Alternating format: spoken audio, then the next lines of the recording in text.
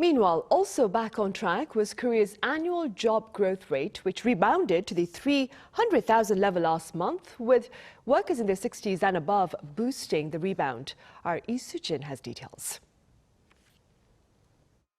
South Korea's on-year job growth has recovered to the 300,000 range for the first time in 3 months.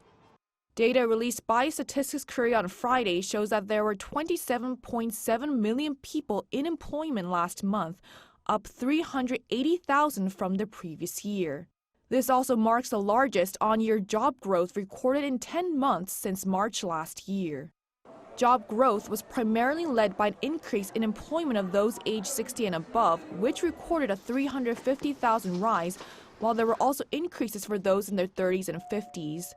On the other hand, employment figures for people aged 15 to 29 fell by 85,000 compared to the previous year, showing a decline for 15 consecutive months, while an on-year drop for 40 to 49-year-olds was recorded for the 19th month straight.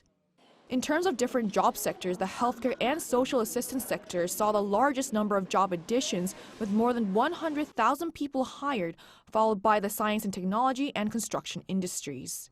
And the manufacturing sector also recorded an increase for the second consecutive month, with an addition of 20,000 new hires last month. Employment in manufacturing tumbled from January to November last year before recovering in December.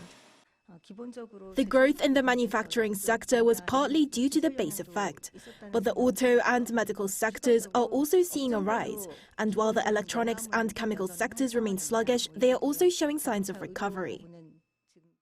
And during a job task force meeting held on the same day, the first vice finance minister announced that while January's employment figures are encouraging, the government will remain vigilant. We will continue to respond and monitor risk factors amid concerns about geopolitical tensions and sluggish construction orders. We will also promote hiring programs to create 1.14 million jobs in the first half of the year. The vice minister also pledged that the finance ministry will continue to focus on implementing measures that will lead to an export-oriented recovery and expand women's participation in the workforce. Lee Soo-jin, Arirang News.